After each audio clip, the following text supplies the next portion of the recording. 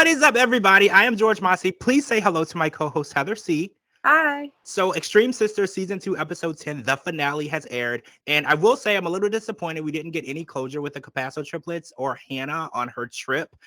Her first solo trip ever, and how that went and how her sisters reacted to it. So maybe season 3 we'll get a little closure on that situation. But we did get some time with Anna and Lucy, and the day has come that they're going to speak to their father. Now we know that they lost him 12 years ago, and he was very supportive of them and them being exactly the same, as so they thought. So they went to a psychic medium, which was their mom's idea, Deanna, and she does have psychic powers. She can read cups, but she is not a psychic medium. So she sent them to a psychic medium, and the medium revealed some information about their dad that was a bit shocking. He's not exactly 100% a fan of them being the exact same person. He also doesn't really feel that they should be sharing a partner. He feels that they should be experiencing things individually. And he also feels that he blames himself for not really learning to tell them apart. When they were younger, he just called them his little bubbies, and he didn't know who was who. And he would ask, which one are you? And he feels like maybe that is kind of part of the reason why they want to be the same person. And he said if he had any say and do in that, he feels horrible and he's sorry. And now the twins are even more confused because a lot of the things that they thought that they were doing, they wanted to do for their dad. And now they feel that their dad is not 100% on board with their lifestyle. And now they're completely confused because they found out that their dad wants them to have children. He wants to have grandkids. He definitely wants to see that. And he says that they can still experience life together, just not at the same time. And now they have a lot to think about because they had a conversation with their mom, and their mom was like, just continue to live how you're living. Be happy the way you are. And Ben is like, maybe a little change could be good for you guys. So what do you think is the next course of action for Anna and Lucy? Because they're very, very confused. Okay. Well, first of all, I wanted to touch bases back to the Capasso triplets. I just wanted to say, from my point of view, that I am extremely disappointed in TLC for introducing us to new people and not even embracing it.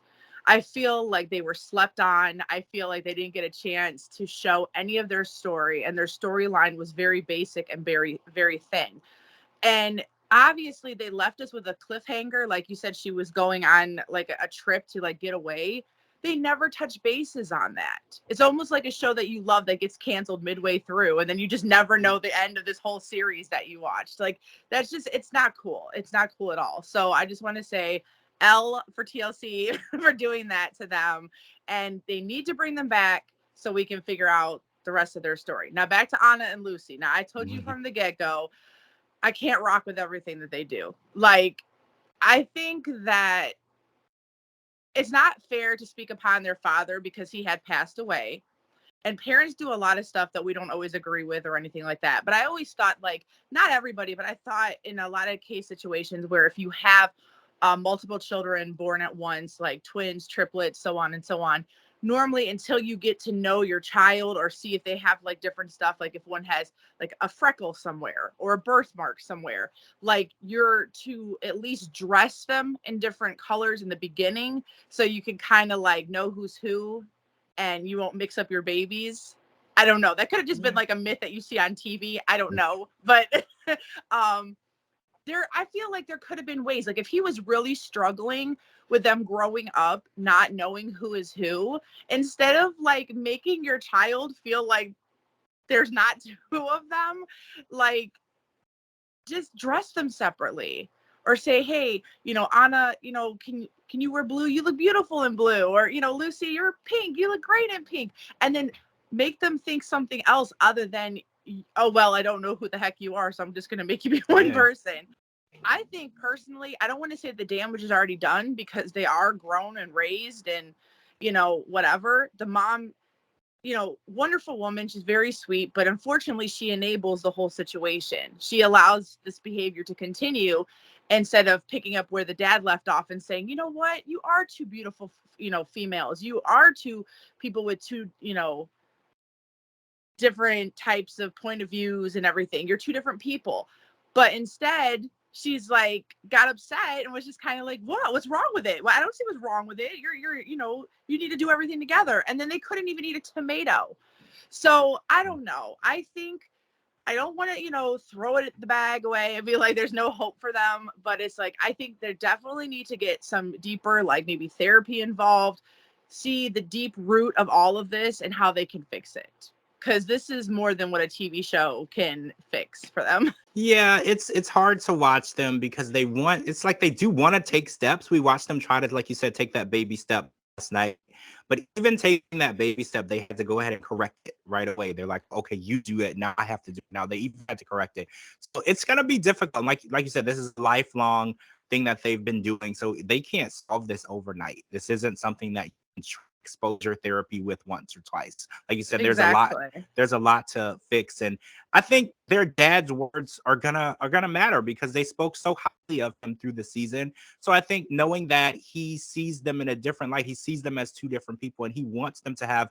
He said, "What if you had a boy and one of you had a girl? That's okay. Like if you both had kids and they're not the same, that's okay. Living life and experiencing Yeah. those things is completely okay." And he also said they're missing out on life things. And I feel like he's 100% right. They're missing out on things like they quit the job at Casablancas. They're not doing things that I think would help them experience life individually. And there's nothing wrong with that. And I can't speak on that because I'm not a twin. I don't know what it's like to have a twin. And I know twins are connected in ways that, single children will never understand. But I do feel like they deserve to experience life individually and together. There's nothing wrong with experiencing things with your twin, but they should also try to do things individually too. So I want to talk about Jessica and Christina because we had our first ever birth on Extreme Sisters, and this was a very intense birth, and it wasn't even a hospital birth because we've seen those on Unexpected. This was a at-home natural pool water birth, which oh my gosh, it looks so painful. And I 9-pound baby. 9 pound That baby, was right? painful. And I saw John looking at Christina, and he just looked so distraught, like, oh my God, I can't believe how much pain she's in. And a natural birth, I've heard from many people, I will never know how it really is, but I've heard from many women that it's probably the most painful thing any woman has ever been through in her life. But the reward is the reward. You get your baby. And John and Christina were so emotional when that baby came out and they were holding that baby. And it was all about that moment. And I just loved seeing John and Christina and Jessica bonding in that moment. And it's funny because John was like, I don't want her there. She's going to steal these moments from us. I feel like their moments were all intertwined. No one was taking any moments from anyone. It was just them welcoming in this new member of their family and them all loving that baby. And I just felt like I said this in the other podcast. I was like, they're going to see this baby, they're going to hold this baby, and they're going to realize how stupid this is. And they did. They really did. And thanked John for being such a good husband, for being such a good support system. And John felt like it was a dad moment where he got to take that baby, little McLean, and hand it to Jessica as the aunt for the first time. And he's like, I feel like we're bonding as a family. And I do. I think that they understand now how seriously connected that they are. And John is growing up and he's learning it. And we actually saw Jessica say she loves John as Christina's husband. And I feel like that's all Christina wanted. She didn't want them to be best friends. She just wanted them to get along and love each other as family. And I feel like McLean did it. McLean brought the family together. And it was beautiful. And I'm just so happy for them. And now Jessica's up next season. We're going to see Jessica's wedding. We're going to see Jessica get married, and this whole circle continues. I'm so excited for all of them. Yeah, first of all, I want to say congratulations to all three of them for, Christina and John for the birth of their beautiful little baby boy.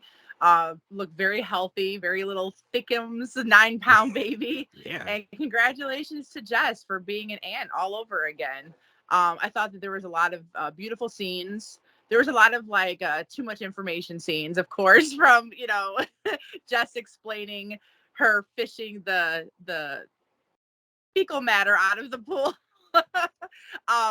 We could have, done without that. But I think that the relationship can be mended. I think it could be fixed. I agree with you. I think that baby McLean might have started something, the path of something beautiful. I know that not everything is healed or fixed. This is going to take some more time, but this is definitely a good start. And it was great that we got a chance to see him be born. That was a beautiful experience.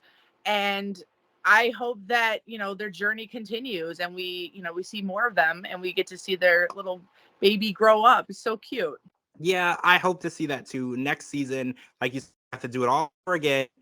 We're gonna actually see Jessica's wedding, maybe, fingers crossed, because we didn't see Christina's. They did it secretly. We didn't get to see any of that. So hopefully Jessica will be more open to sharing that with us so we can be a part of it. Because also on the next video, we're gonna talk about Randy and Derek's wedding, which we only got snippets of. We didn't get to see all of it. We're gonna talk about that as well.